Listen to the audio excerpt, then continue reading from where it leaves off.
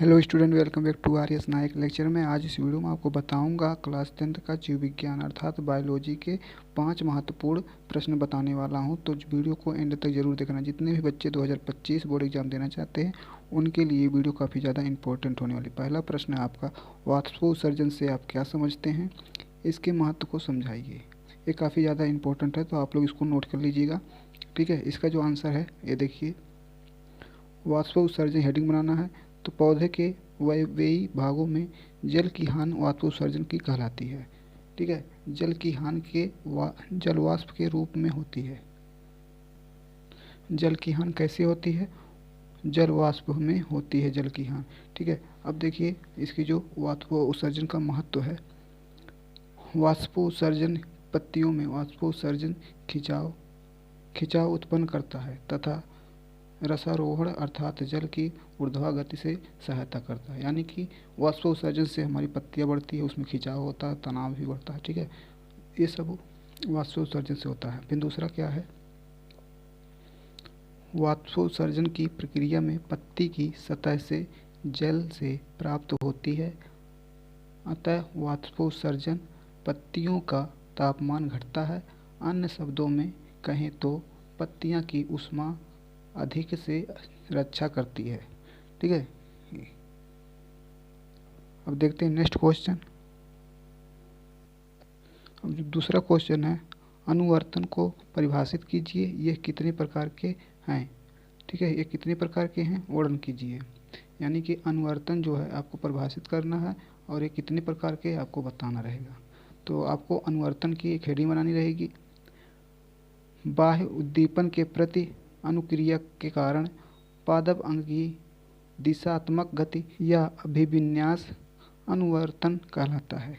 यह मुख्यतः 3 प्रकार के होते हैं। अब देखिए तीनों का आप लोग। प्रकाश अनुवर्तन हेडिंग है, पादप भाग की प्रकाश के प्रति अनुक्रिया के कारण होने वाली गति प्रकाश अनुवर्तन कहलाता है। ठीक है, यानी कि जो पादप हैं, पेड़ पौधे हैं, उन भागों के प्रकाश के कारण जो अनुक्रिया होती है प्रकाश अनुवर्तन कहलाती है। नेक्स्ट जो आपका हेडिंग है, गुरुत्वा अनुवर्तन। ठीक है, इसमें आपको पादप भाग के गुरुत्व के प्रति अनुक्रिया के कारण होने वाली गति को गुरुत्वा अनुवर्तन कहते हैं। नेक्स्ट जो आपका है तीसरा प्रकार है रसायन अनुवर्तन। पादप भाग की रासायनिक उद्दीपन के प्रति अनुक्रिया के कारण होने वाली गति को रसायन अनुवर्तन कहते हैं। आई होप कि आप लोगों को समझ में आ रहा होगा। अगर चैनल पर नए हो तो चैनल को सब्सक्राइब कर लीजिए।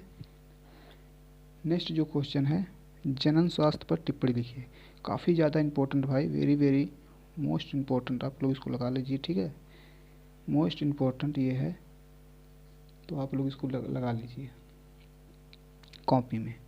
देखिए, जनन स्वास्थ्य साहित्य बोलचाल में पद जनन स्वास्थ्य, इसके अंतर्गत जनन में भावनात्मक एवं सामाजिक संदर्भ सम्मिलित है। विश्व की स्वास्थ्य संगठन WHO ने जनन स्वास्थ्य को जनन की भौतिक, व्यवहारात्मक तथा सामाजिक पहलुओं के कल्याण के रूप में परिभाषित किया गया है। यानी कि WHO जो है वो व्यवहार के रूप में, सामाजिक पहलुओं को और कल्याण के रूप में किया गया है। समानतः यह समाज को जानने के रूप से स्वास्थ्य तब माना जाएगा जब मनुष्यों में भौतिक तथा क्रियात्मक रूप में समान जननांग हो तथा उनके मध्य लिंग संलग्न हो। ठीक है, अब देखिए नेक्स्ट क्वेश्चन जो है चौथा हमारा, स्वपरागण तथा परपरागण में विभेद कीजिए। यानी कि आपको अंतर बताना रहेगा। तो देखिए, स्वपरागण और परपरागण ये है। तो स्वपरागण ये पुष्प के परागकोश कणों का समान या आनुवंशिक रूप से समान पौधे के वर्तिकाग्र पर स्थानांतरित होना, यह स्वपरागण कहलाता है। अब परपरागण में यह पुष्प के परागकोश से परागकणों का आनुवंशिक रूप से पुष्प की वर्तिकाग्र पर स्थानांतरण होना ही परपरागण होता है। हम देखिए नेक्स्ट अंतर जो है दूसरा, बाह्य परागकण कारक आवश्यकता नहीं होती है। और इसमें पर परागण में जो बाह्य परागण कारक जैसे वायु, जल, पक्षी, कीट, जंतु आदि की आवश्यकता होती है। यानी कि इसमें जो है पर परागण में वायु, जल, पक्षी, कीट, जंतु आदि की आवश्यकता होती। नेक्स्ट देखिए स्वपरागण, गेहूँ, धान, जौ, मटर, मूंगफली, टमाटर आदि स्वपरागित पौधे हैं।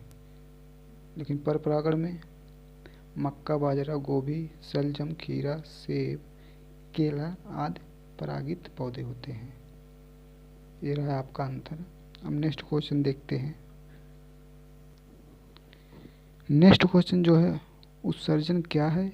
एक कोशिकीय जीव किस प्रकार अपने अपशिष्टों को निकासित करता है?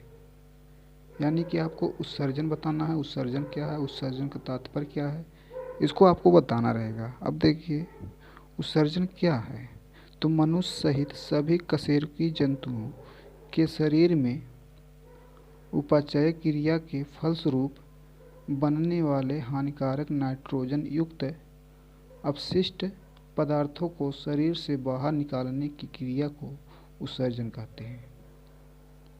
यानी कि जो उपापचय होता है वो क्रियाओं के फलस्वरूप हानिकारक नाइट्रोजन युक्त अपशिष्ट पदार्थों को शरीर से बाहर निकालने की क्रिया को उत्सर्जन कहते हैं। एक कोशिकीय जीव सरल विसरण द्वारा कोश की सतह से अपशिष्ट पदार्थों का उत्सर्जन करते हैं। ठीक है, अपशिष्ट पदार्थों का उत्सर्जन करते हैं किसके? जीव सरल विसरण द्वारा। आई होप कि आप लोगों को समझ में आ गया होगा। और चैनल पर नए हो तो चैनल को सब्सक्राइब कर लीजिए।